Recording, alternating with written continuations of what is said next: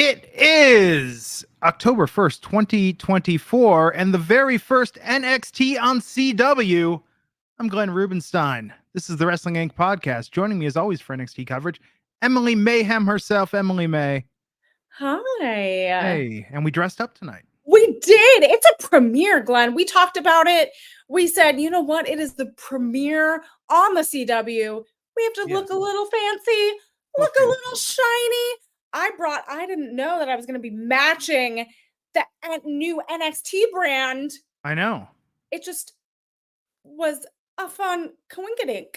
Yes, indeed. Exciting show tonight. A different NXT. It felt a little more PLE like. Yeah. And not as many vignettes. It had, I feel like this was a really good premiere episode in the sense of it was plugging those big matches, the championship matches, the surprises, things like that. And I think it definitely delivered. I mean, here's what I want to know. And people are already asking, what feed did you use? Look, I can't figure out legally how to watch NXT on the West Coast. So here's what I want to figure out here. We're in an era where everybody talks about the ratings. Oh my God, did you see what Dynamite did? Did you see what Raw did? Did you see what SmackDown did? What did NXT do? So here's what I want to understand. What is this going to mean for NXT on the CW if the West Coast can't legally watch it live and they're not going to watch it on delay? They're going to find other means. I mean, I know that is one of our news topics, Glenn. Oh, let's hop into it. Because again, anytime you move to a new network or move to a new streaming platform or anything like that, everyone's going to talk about ratings, right? So again, we're going to Wrestling Inc. is reporting, had this great article on their website that according to WrestleNomics, the CW will bring NXT to 18 million homes, and that's the number of households currently using over-the-air antenna. So again, I think it's very specific, and that goes into like our conversation of how people watch the show. And that said, the extra 18 million homes is not as significant an increase as USA Network was already in 70 million. So again, this is going like we'll know a little bit later once those numbers come in. But it's speculating that NXT will likely be the most viewed program on the CW. And again, we're going to have to find those ratings and break it all down. But I think, again, it's probably going to take a few weeks for people to figure out how to watch it, all of that, changing platforms, getting a new cable subscription, things like that. So yeah, antennas are still a thing. Yeah, they are actually. Well, they are, but not in the traditional antenna sense, but they still use that language. No, I know, but I'm just saying here in the in Las Vegas, I can't figure out a way to watch this, from the East Coast. That's the question. I mean, let me ask you a question. Would you, Thank you. Yes. Keon Robinson, Super Chat. Nice jacket, Emily. It's very nice. So my question is, would you watch a wrestling show that's already aired, that's already been discussed all over Twitter, that you've already seen and had people talking about, and in 40 minutes, if you were on the West Coast, after having all this FOMO about NXT, would you watch it still? Of course, I do it all the time. Really? When I'm somewhere else and I can't tune into a show, I always watch it later. I don't know. There's something about live. I try to not look at spoilers, which is hard to do. Just put your phone down. Don't look at it. I do. Yeah. It's really hard because I watch New Japan, and sometimes that time difference, you have to wait unless you're going to stay up really late. So if you're here in the United States, so you just if you want to watch it bad enough, you'll find a way. I just think so much of the wrestling fandom that makes it fun is participating in the community, participating in the discussions. True. That is true. So when something like Avengers Endgame comes out, I've got to make huge mute lists on Twitter so I'm not getting spoiled. Oh yeah, like you have to block the hashtag or something. Like don't look at it. Yeah. It's tough. So yeah, Jonathan Lyman Band saying watching it live is so much better. I think that, and that's part of that, by the way, that's part of why wrestling gets these fees for rights, is because the only thing people are watching live anymore is sports and sports entertainment. Yeah. I And mean, the voice. it is true that there's nothing beats watching it live, right? Like when we talk about what happened later in the show, like my live reaction is hilarious, right? We'll talk about it. But like there was moments it's like you want to be part of that community. That's what makes it so special, right? Any sporting event, when you're at a game or when you're watching live your favorite team, make the playoffs, like that's a communal experience. But sometimes you have to catch the highlights or watch it later. But the core experience is when you're together. Yeah. No, I agree. Speaking of which, I was watching the New York Liberty versus Las Vegas Aces tonight. I had that on mute though. NXT was on the main screen. That Like was on some my double phone. screens going on. Yeah. Tough game. A lot of fouls. Most fouls I've ever seen in a basketball game. Oh, okay. Yeah. But the Aces unfortunately Oh, yeah. lost to the Liberty. But it's close this time. Really close. But yeah, they're 0-2. So I had a best out of 5. We'll see what happens when they go to Vegas on Friday. And yeah, what else is going on in the news? Let's see. I mean, again, it's more talk of the streaming status of NXT. Now that they moved over to the CW. The Wrestling Observer newsletter, they're saying that all the archives of NXT shows will be taken off the current platform of Peacock and will be moving to CW's official streaming app at the beginning of October. So that's the beginning of October now. I haven't checked to see when that transition is going to happen or if it's happened already. But it looks like the premium live events will still remain on Peacock until February 2026. Okay. So that's some of the so I don't know if you're an Excel document matrix Google kind Sheets, of guy. Google Sheets kind of guy. Yeah. Google Sheets. Okay, so similar platform. So I use lots of matrices. Okay. Track things in my life. So I'm gonna have to keep track of where everything is streaming for all of these different wrestling organizations and sports teams. I feel like we're at this point where we're gonna have to like keep track of this in a document that I can look at every week. That's the key, right? Just to have that reference to know what is what and what is where. But it's exciting. It's interesting. I did open the CW app last night because I was like, is this going to be streaming live? Do they have an East Coast feed? They do not. They really want you to watch their affiliates. So I know Hulu. So I watched it on Hulu Live. Yeah. So you could watch the live. I'm in Central Time, so that was like normal time, 7 p.m. Central, 8 p.m. Eastern. So, we are gonna have to figure it out. Flobo remembers back at our AfterBuzz TV days, we had to like figure out the East Coast West Coast feed, trying to make sure that we were watching, because we had to do our like post shows. So well, it's interesting for the hardcore fans. So this is my question for the CW. It's like if the hardcore fans can't watch it live, is WWE or is NXT going to make it up with new CW audience to offset that? Because this is the first time, at least since I've been doing this, that you could not watch a WWE program live legally from the West Coast. Mm-hmm.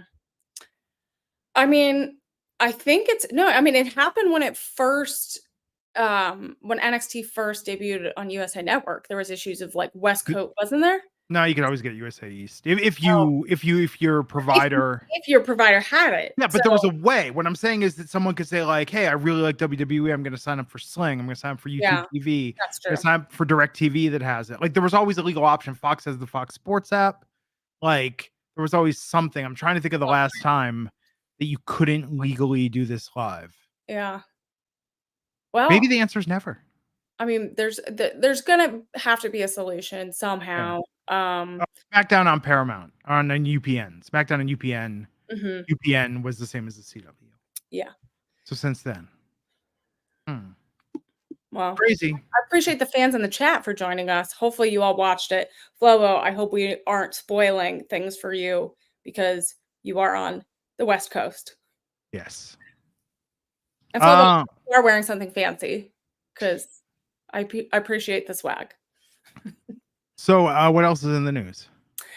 So Nikkita Lyons. Oh yes. Returned at an NXT live event in Davenport, Florida, and we all know that she was suffering from an injury, a torn ACL, and it happened back in February. So it's been a long recovery, and there, obviously we got to see when the TV return will happen, but it looks like she's slowly making her return to WWE live events, doing those shows, and that's exciting. I think the fans have missed her, and I think she's gonna bring some challenges to the NXT mix, especially on the CW. Yeah, no, I can't wait to see her back in action. Yeah, so that's my news of the week. Lots of NXT stuff, and I know next week is going to be also exciting with the CW network as well. Yeah, really, week 3 is when we're gonna know. Week 3 is when we're gonna know kind of like, what is this, the same old NXT? Because tonight, no real vignettes. There were some backstage segments, but this was very PLE style. Yeah, it was very PLE style. When you look at the contrast of the last few weeks, it was a lot of, I know we talked about this, it was a lot of vignettes, a lot of backstage moments, segments, a lot of storytelling moments. And here it was a lot of matches and setting up the next week. And potential, obviously, it set up some matches for next week and potentially down the line. So this was a very different format than we've seen before. I'm not saying it was bad. It definitely had the flow of PLE. In fact, starting off with a really hot match, Roxanne Perez versus Julia for that women's NXT title, which brand new belts, by the way, tonight. Beautiful. Were you excited? Yeah, definitely. Yeah. Do you like the look? I love, like, overall look. I didn't know I was going to be matching the titles and the whole new brand, but we got the black and silver, or is it black and slate, or is it black and like what color are we? Silver, black and silver, like the Raiders. Yeah, but I love it. I think it looks super clean. And you could put it everywhere. I really like it a lot. So yeah, I don't know how the chat feels about it, but I think it all is very cohesive. It works. Well, what did you think about this opening match, which, as predicted on this very podcast, had Roxanne Perez retain due to some shenanigans, although the shenanigans were not from who we predicted. Yes, so there was shenanigans, but again, like you said, not from who we predicted initially, because we saw Stephanie pop up and it was not her. Which wasn't her? Wasn't Nikkita Lyons? But happy about who showed up. I love this match. Julia came out like an NXT superstar. The gear, the gold wrapped around in the back, it was freaking amazing. Just amazing look. And again, Roxanne comes out walking out like a champion, definitely has that heel energy. And what I loved about this is Julia made Roxanne work. Like Julia was giving her offensive moves, like really innovative. I think they said innovative offensive moves on commentary. And Julia was bringing stuff that Roxanne has not attempted, has not been able to experience before. She hasn't had this level of this style of wrestling. So the fact that Julia brought a different style and helped take Roxanne to another level. And that's what amazing wrestlers and stars do. Roxanne obviously retained with the help of Cora Jade, which was a big surprise. I love how they're matching. They had the matching purple hair, purple gear, and very intriguing turn of events. Yeah, I mean, Cora Jade being back, that's big. Mm-hmm. This is really big. And what I'm wondering is there a a healed friendship here? Yeah. Weren't they tagging together before Cora? Yeah. So like they have a history. They're former friends. So are they friends now? Does this prove that like a leaf has been turned? It's a new chapter. Or is there going to be more, Corey J is just waiting for that right moment to pounce, and maybe Stephanie helps out. Maybe Stephanie comes and helps out Julia. We thought Julia and Stephanie would attack each other, but maybe they work together. Yeah.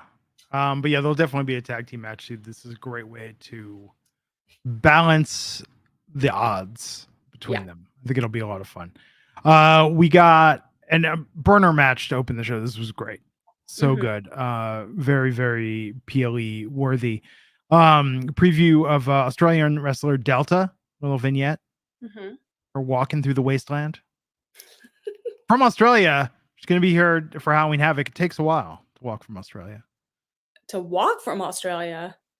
Or she got to walk, then maybe she got to, get a boat. Or like swimming and like take a ferry or a big. I mean, even flying takes like a week.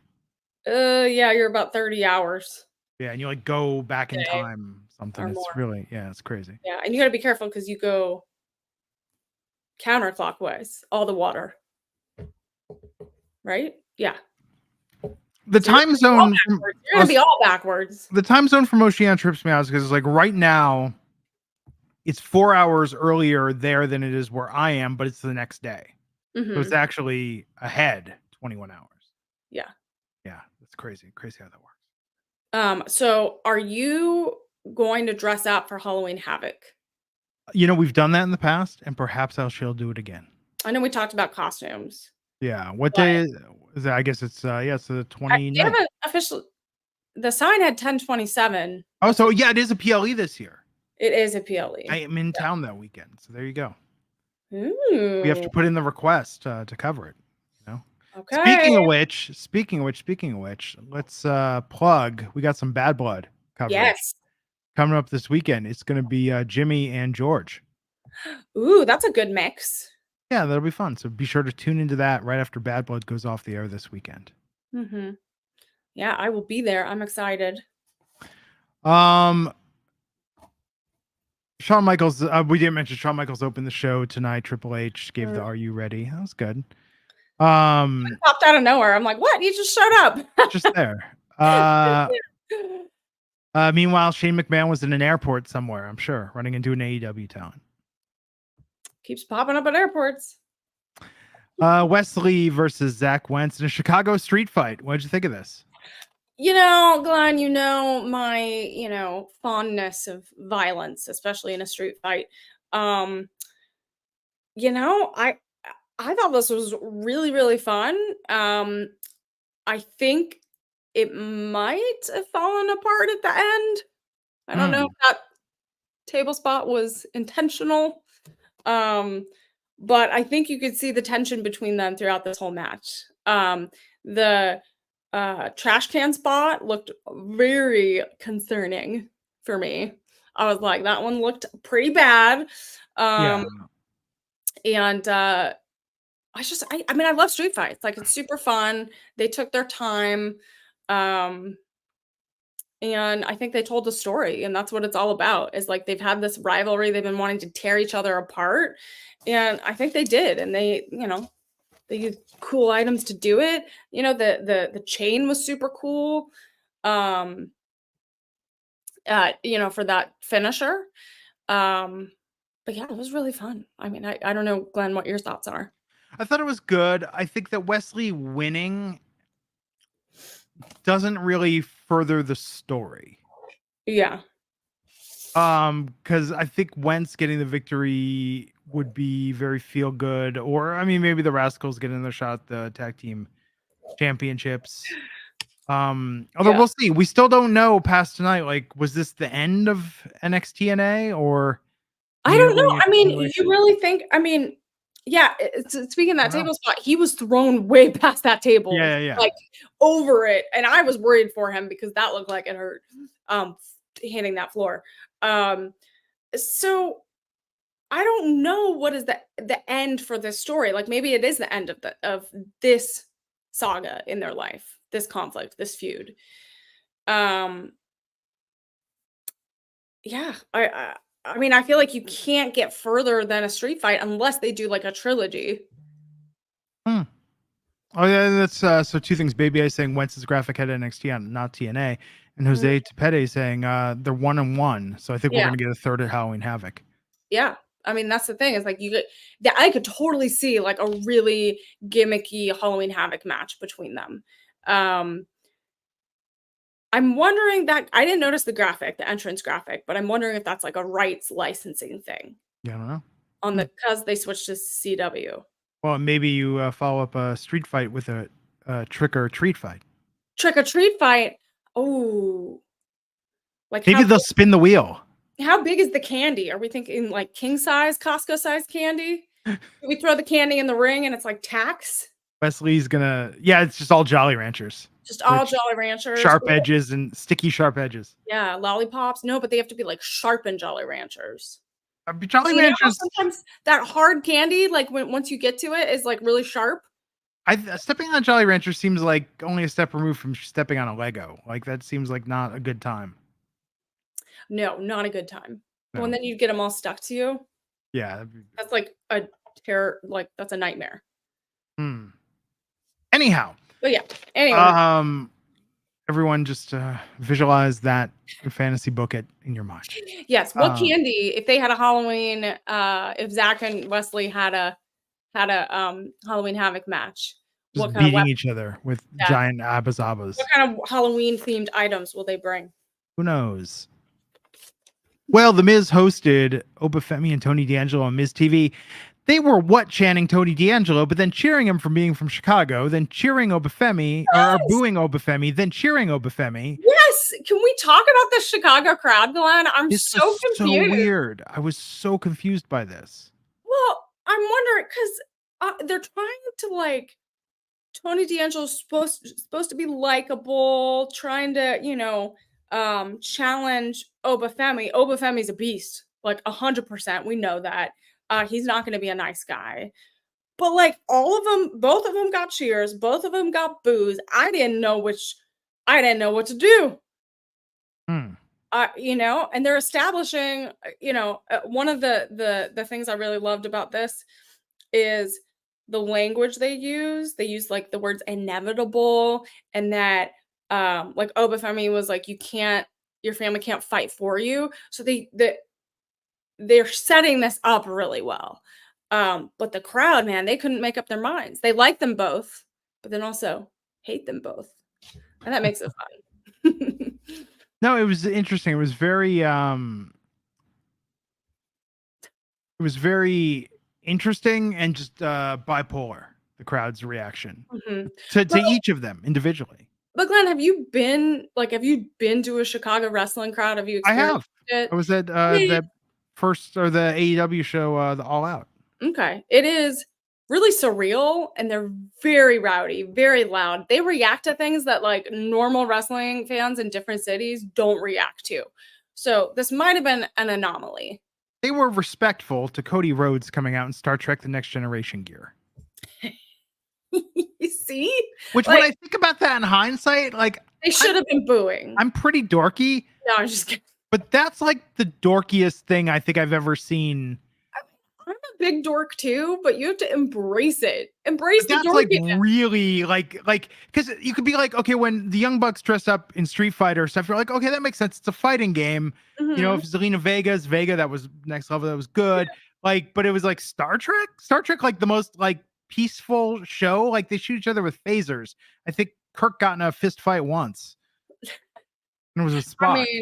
I mean, I think, crowds react to different things. You never know. Like you could be totally ready for something to go over and be really excited for it, and then it falls flat. Like you just never know. Sometimes you just get weird energy. Yeah. Anyhow, but yeah, tonight Chicago was rowdy in unpredictable ways. But Tony D grew up on the streets of Chicago. I'd forgotten that. That goes back to his first promo when he talked about that. Yeah. But yeah, it was kind of a mixed bag of emotions here. And of course, The Miz is great in doing his little Miz TV segments. And I think he really helped kind of set this up for next week. You think they would have been pissed at him about turning on R-Truth last night? Yeah, we didn't get that reaction either. I know. That seems weird from an NXT crowd. Yeah. Yeah, Just we didn't noting. get that. Yeah. We had I don't know. no. Maybe there's you know what, Emily, they're still processing it. They're processing. I mean, it just happened, Glenn. Like, I know. think I'm still processing. The chat's still processing. It's true. Fatal Influence with Jasmine Nix versus Jada Parker and Lola Vice tonight. All right. Fatal Influence trying to, gain some influence in NXT.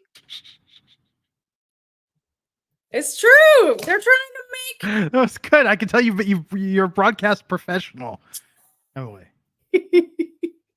No, I just wear snazzy jackets. That helps. That was good. No, I think that this match was fine when they started getting the upper hand and attacking Lola. Like, okay. Yeah. Kalani on commentary, okay. Lola took some hits tonight. I mean, it was really cool when Bianca and Jade came out, and then even the odds. Yeah. I mean, we all know this was coming, Glenn. We saw Bianca and Jade's Twitter. They were saying, "Oh, hey, look, at NXT, they were posting some clues." So we knew this was going to either happen this week or next week. And I love how they came out. They teamed up with Kalani, because Kalani's coming out saying, "Hey, came out and said, 'Hey, I have people that are here to support me.'" And I absolutely love this trio. Yeah. This is one of the most powerful trios that could have been created right now on NXT. And I love how they came out and just made a statement. And that's like what I love is like these superstars who are used to being on Raw and SmackDown, they're coming to NXT and showing all of these rising stars and working together. And that's what it's all about, giving back and kind of showing them how it's done. And I love this so much. Speaking of which, what did you think of Randy Orton's promo building his match with Javon Evans next week? I mean, when they announced Randy Orton and Javon Evans, this is a moment for Javon to this is his moment to shine. And to go against someone like Randy Orton, it's so powerful. And like I was talking about this when I was watching it, is he's ready to be on the main roster, and it's just a matter of time. Like, Javon, you think so? I think so. I mean, I think they're letting him be himself so much, and they're not he's just picked up everything so fast. No, I agree. He's good. I just think he would not be my first pick to get the call up from NXT. I think I'm not saying like tomorrow, but I know. The fact that they're pairing like him against Randy Orton shows that they believe in him so much, and he's improved and showcasing what he can do in really quickly. And I'm ready for it. I'm excited to see that matchup. And Randy Orton's always good. So G-Roy saying didn't love Randy saying it's gonna be a big RKO. That's what's gonna make this match. Yeah, I mean, we're all waiting for it, right? Like, Javon's gonna go off the top rope. You know, it's gonna be huge. It's gonna be great. I mean, I think the crowd is gonna be rooting for both. I think it's gonna be one of those feelings, like one of those mixed reactions again. It's like everyone knows what they're waiting for. Everyone wants to see that big move. Yeah. But they also want the NXT star to like rise above that big challenge, you know? I think the thing that's tripping me out about Javon Evans is, given that he's 20 years old, every time he talks about growing up, and I'm like, dude, that was like 2018. 5 years ago. Yeah. You know, everyone grows up, unfortunately. Yeah, it's like, I remember as a kid, and I'm like, dude, that was 2013. Like, you were like, I was, I know. Yeah. Just that's my one Javon note. No, he's great though, and I think this promo did the best they can to build excitement for what is going to be an exhibition match, a fun exhibition match. But nobody is tuning in to be like, "Oh my god, I can't wait to see who's going to win." I think it's one of those matches that we have a feeling, obviously, a high percentage of who's going to win. But yeah, Randy wins, and we get the handshake and the arm raise after. Yeah, you get Randy Orton putting an NXT talent over in the most even by winning. way. You know, Randy's like, gonna not win. winning, but Yeah, hey, he's gonna take Javon to Pizza Hut after. oh, why Pizza Hut? Well, because I was thinking like a soccer game when you were a kid, and like, oh, we're going to Oh, Pizza okay. Hut Is he after. gonna bring juice boxes and orange slices? Maybe in the middle of the match. Here you go, buddy. It's important to stay hydrated. You need your vitamin C. Oh my god, what if he brings him like a little lunchbox with a thermos? That'd be so cute. I mean, A little with like a little NXT logo on it. That'd be cute. only if Javon beats Randy with it. Yeah, but ooh, it's a metal one. Yeah, that would be like. And Randy's like, I should have gotten plastic. What was I thinking? My plan backfired. Yes, that's good. It'll be a fun match. Tune in next week. Yeah, to, I'm excited for it. Yes, Alicia's saying, did he read enough books to get a free personal pizza? Oh, do you guys remember? Did you ever get Book free it? personal pizzas as a kid in the lunch room? In fact, I was thinking about this the other day. We don't hear people talk about illiteracy like they used to 30 and 20 years ago. And I think we might have, I'm not saying we solved it, but I think we put a serious dent in illiteracy by offering pizza. By bribing people with pizza. I mean, I don't know if you remember like all the book fairs I would have book fairs, and we would have like our reading chart, and you put the little star when you read like your little section, your chapter, your book. And then by the end of it, I think you get like 10 stars and you get your pizza. Yeah. I'm like a big bookworm. So again, my dorkiness is coming out. Look, I'm just saying, I think there's a lot of problems we could solve in the world by bribing people with pizza. I mean, I agree. I mean, pizza just makes you happy. It's like little comfort food. And who doesn't love free pizza? And if you put the word party next to the word pizza, it's just like, well, then you've got me. Yeah, it's always a party. And one pizza's not a party. Have you ever been to my personal pizza party? This would have been me as a child. Hey, we're having a pizza party, Glenn. Come over. I'd be there, be like, hey, it is a solo pizza party.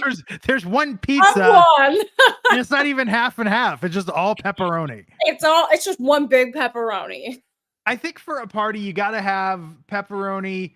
At least, like, I don't care if it's cheese. I mean, you're not really trying if it's cheese, but it could be Hawaiian or veggie. Like, you gotta have some, Okay, so Glenn, I'm gonna ask a very controversial question. Yeah. Which I know has probably been discussed many times. Yes. And the chat will chime in.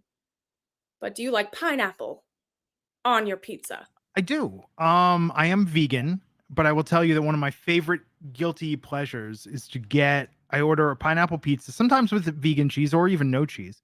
I'll just get pineapple and I'll get jalapenos on it. And then there's this smart bacon, this veggie bacon I like, and I'll cook it. And then I'll slather like this garlic spread on it and just stick those on top of the pizza. And I love it. Sweet. I was talking about this the other day.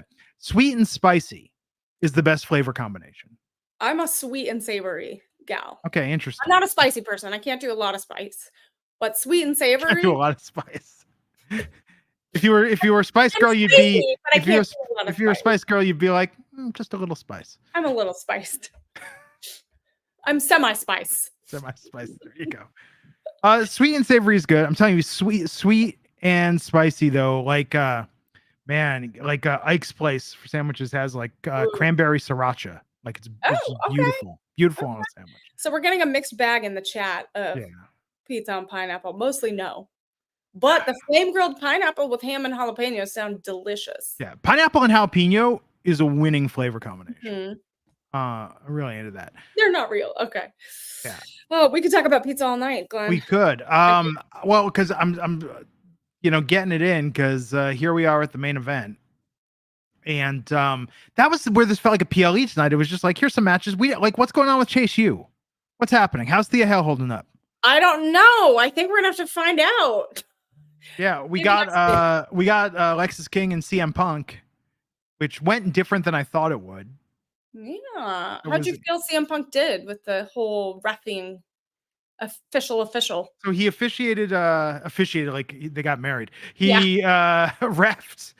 He officiated the main event. He officiated. Yeah. And Ethan and Trick now together.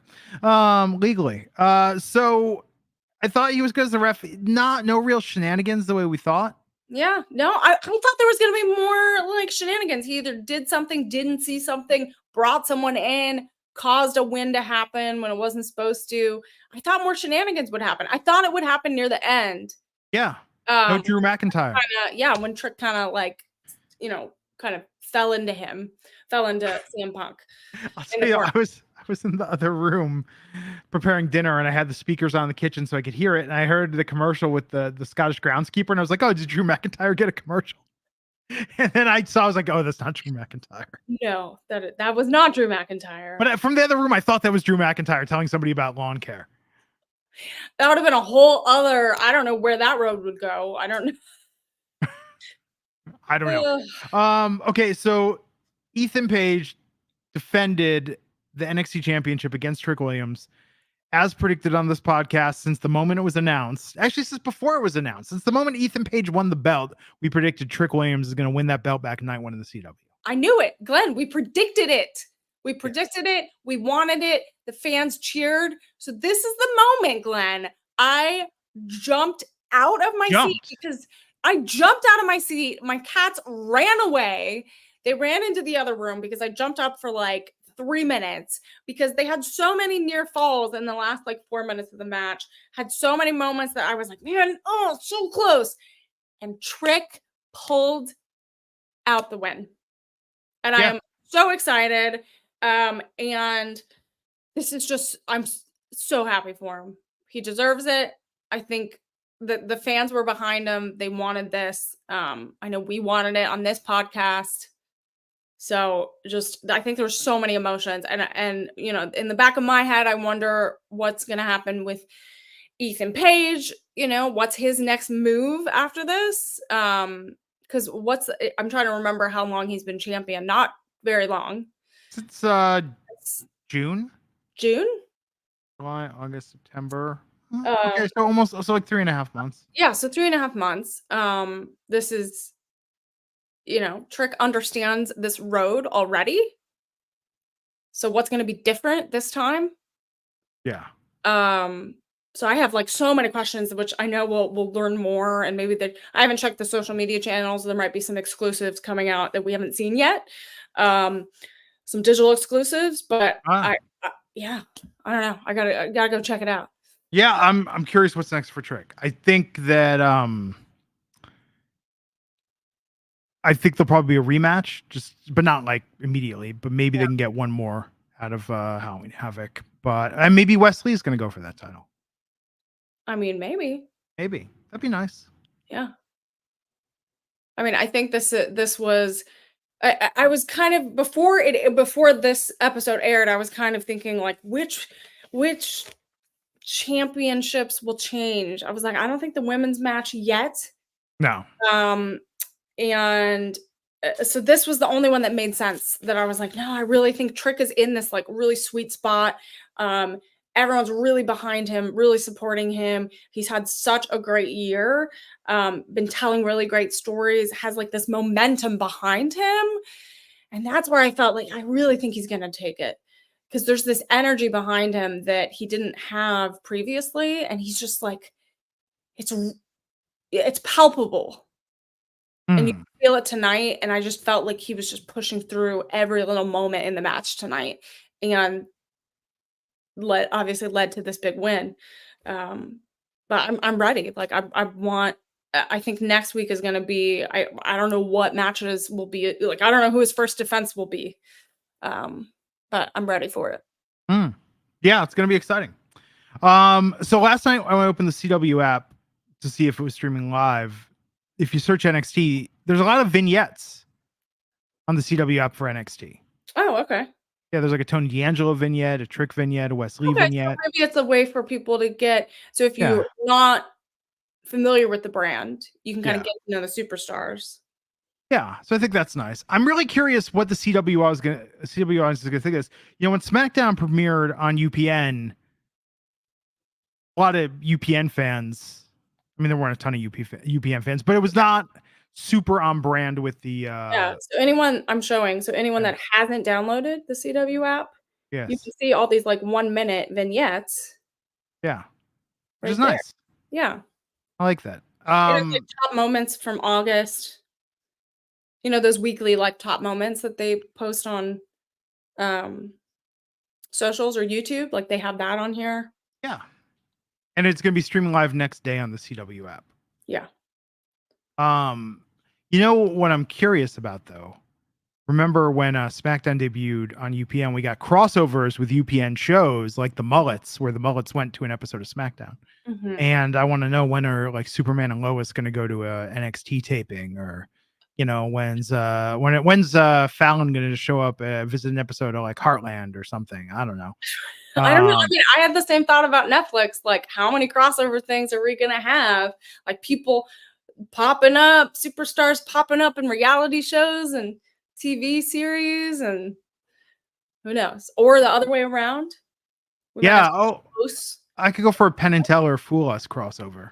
I could go see that. I'm 30 minutes from the Penn and Teller Theater. NXT followed by Dawson's Creek.